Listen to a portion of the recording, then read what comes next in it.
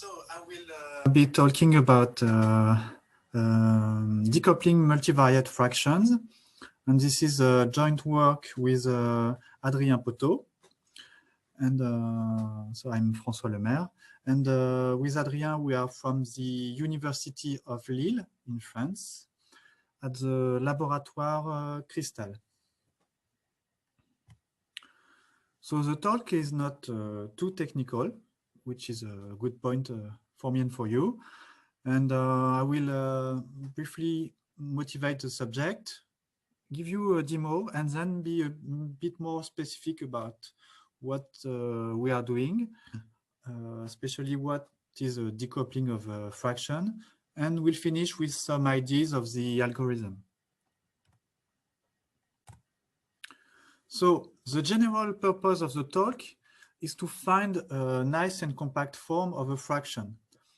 So what is nice? Nice is not a scientific definition. So I will not give a precise definition of what is nice. So let me first start with some example. And so the first example is a basic fraction, which is a plus b over c plus d over e plus f. And if you expand this fraction, you will get another fraction, a quotient of two polynomials, which is quite bigger.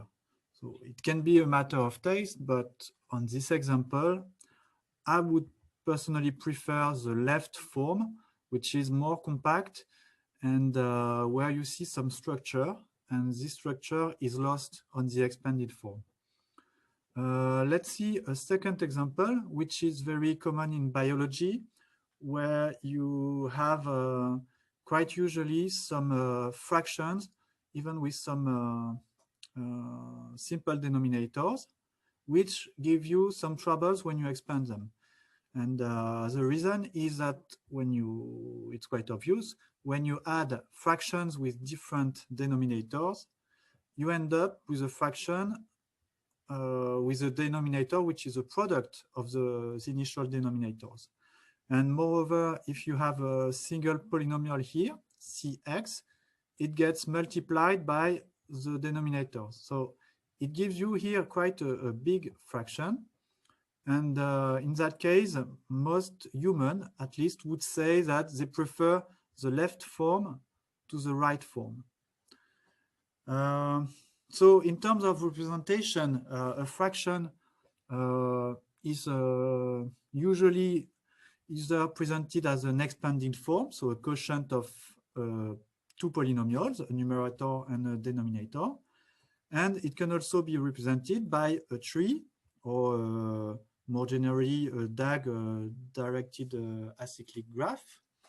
And in this talk, that would be just regular trees. And those trees are quite simple. At each node, you have an operator, and the leaves are constant or variables.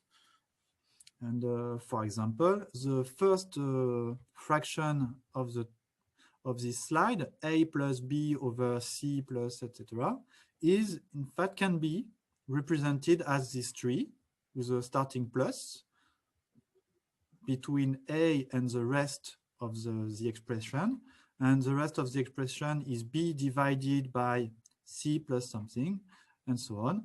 So that expression is a tree, as opposed to the second form, which is more quotient of polynomials. So why would you like to have a compact form of a fraction? There are different reasons.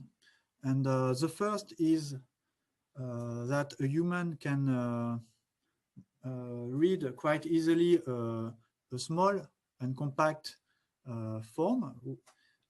So usually a human would prefer a short expression to a very expanded one. With some, so we would like to keep the structure of the fraction. So the second would be that it takes less memory because it's more compact. So you can imagine that for very large fraction, a compact form could be useful. And the last point, which is quite interesting in some situation, is that a more compact form may help you to have a better interval evaluation. So I'm not recalling really what it is, but when you evaluate a fraction or an expression on a point, you give a value, you obtain a value, but you can also evaluate some function over intervals. And if each variable lives in an interval, then the evaluation of the function will live also in an interval, and you want to know what interval that is, and usually you will get a bigger interval. So if you have a compact form, you have more chances to get a better interval evaluation because there will be less product of independent variables. Okay, so I will start with the demo, and which is not usual, but I start first with the demo, and then I will be more specific about the detail. So let's let's go to a Maple worksheet. And I will start with a very easy polynomial here, which is a product of some terms plus a constant. Okay, so what happens if I expand it? I get a bigger expression. Obviously, if I try to factor it, nothing will happen. And then I will use my magical, which is not magical, function called enhance, which goes back to the original form. So in some sense, it has found some factorizations and a compact form, which is in that case the original polynomial P. Okay, let's start with a second example, which is a product of many terms here and some. So if I expand it, okay, I can retrieve it. Here you see that this time I've got -1 everywhere, but that's the same polynomial. It's just presented in a different way because of constants. Okay, let's do another one. Okay, it's a little bit more complicated. Okay, in that case, it's not so easy to recover some. If you get this polynomial from a Gromner basis, it's not obvious, but enhance can help you to factorize back the terms. So at this stage, you can have a guess on how it works, because you may have noticed that the examples are not completely random. And basically, the trick behind this is that the algorithm is able to recognize factors because the different factors involve different variables. So here you have a +1, here a f +2. So those two terms involve different variables. And that's how the algorithm will work. It will try to decouple some terms and to find different parts with different variables. And that's really the idea of the algorithm. So far the examples, they were polynomial, but the talk is about fractions. So let's see some fractions. Okay, so that's the fraction we had. If you expand it, it's quite big. Obviously, if you factor it, nothing happens, sorry, and then you can enhance it, and then you get the expression back. Okay, so that works on this example. And this was the second example. So this example shows you that it works with a nested fraction. So if a denominator can be simplified, it will be simplified. Okay, let's see another one. So basically, that works quite well. And let's see an example that does not work. So this one, you would like to retrieve that it's x over y, y over x. But in that case, that does not work.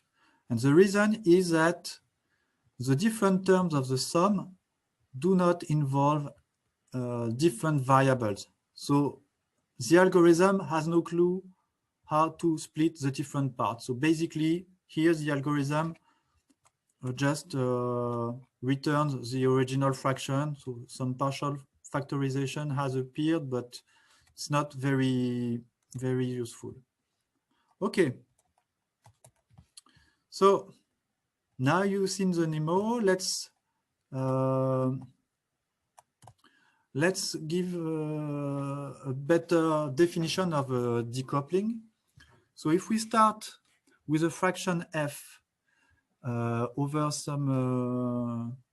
some base field k with variable in a set x, and let's fix a partition of the set x. So the partition is x1, xp.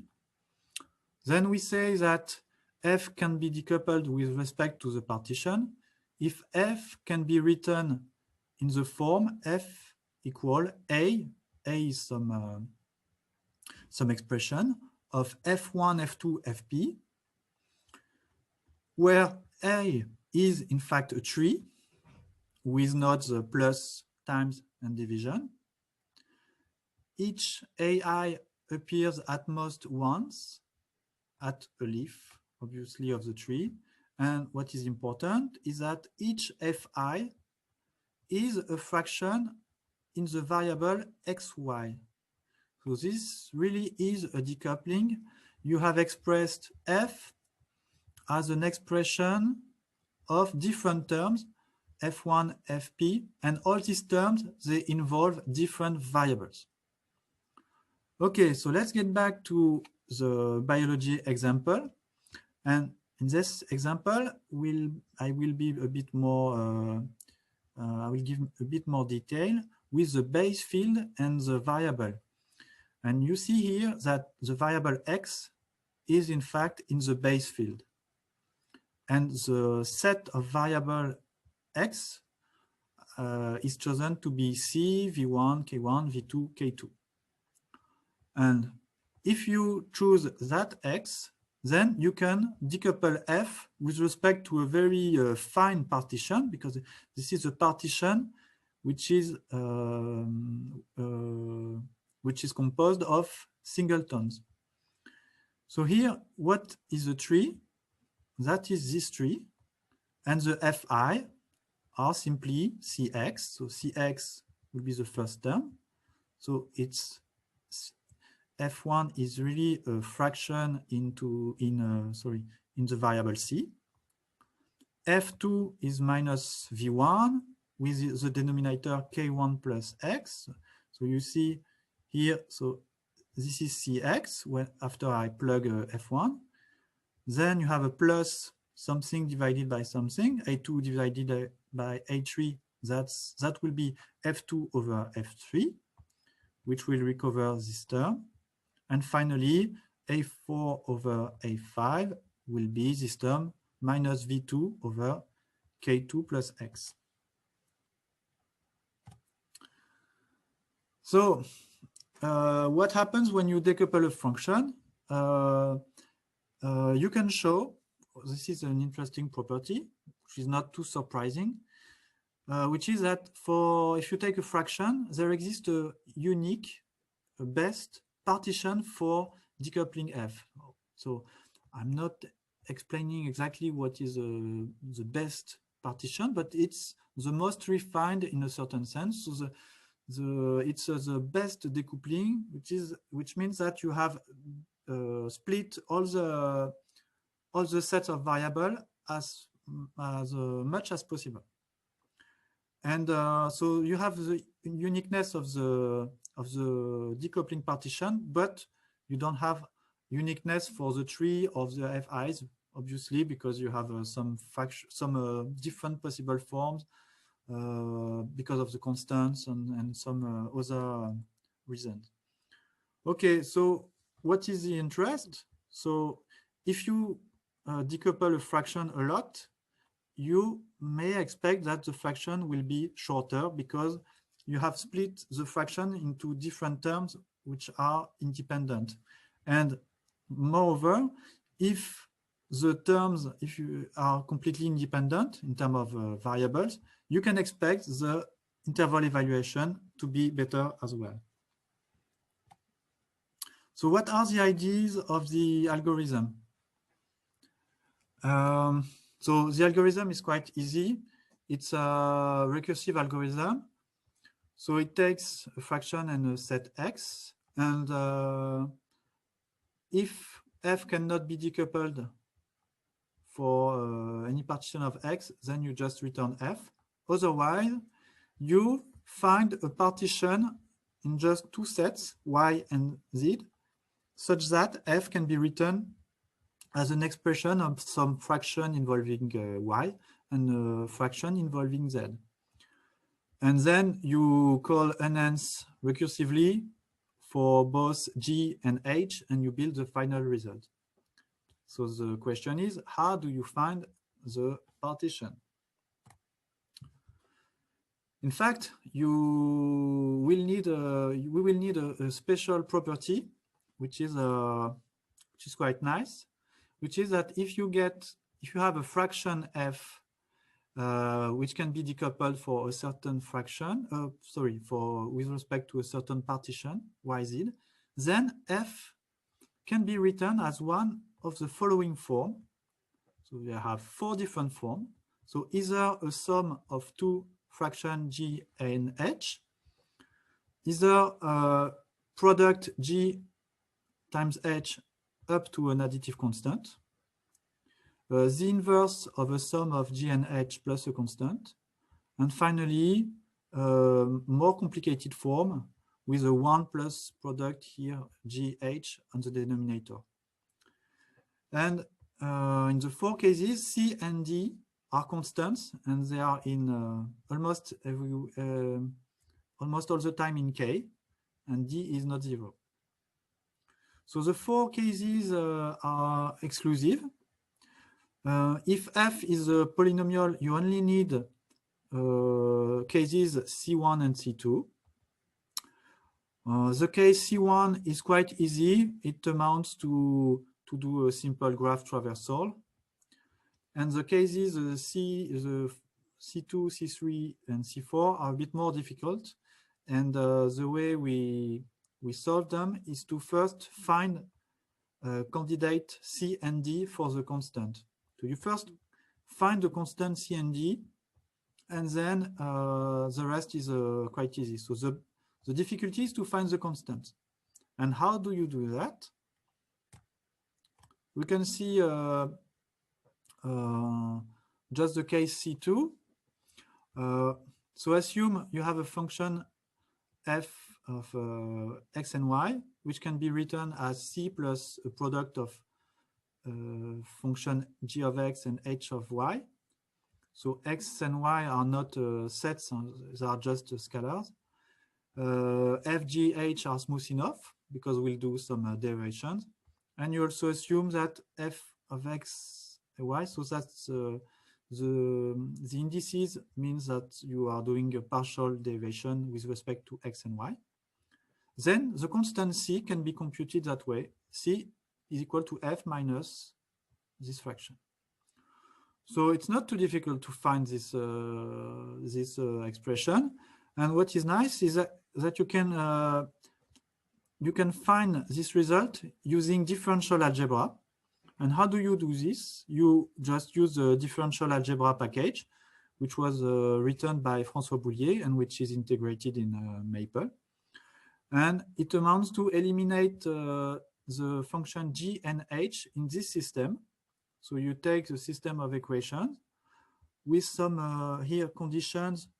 So cx equals cy equals 0, which encodes the fact that c is a constant. And here g sub y, which means that g only depends on x, and the same for h. And if you eliminate g and h in this system, you will obtain the results that you want.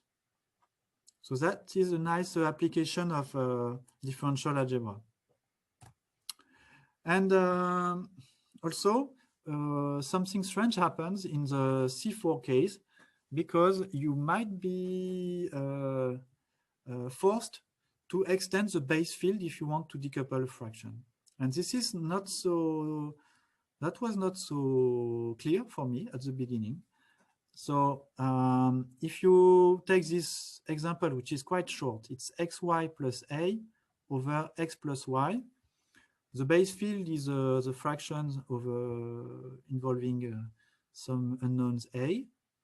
And you can decouple p, but you need to take the square root of a.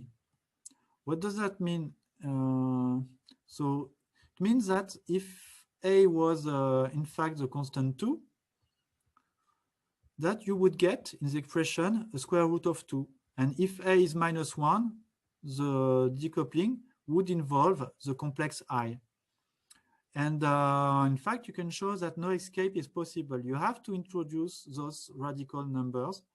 And the reason is that the constant C and D in the C4 case, they are solutions of a second order equation. So basically, in some case, you have to take the radicals. So I was quite surprised by this. And also, I was not surprised to be surprised, because since I'm working on fractions, I'm used to be surprised with the fraction. Okay, so the complete results are not published yet. So I hope I will publish that. So we will publish that very soon. And the code, if you want the code to be quite efficient, you have to be careful about differentiations, which tends to increase a lot the size of the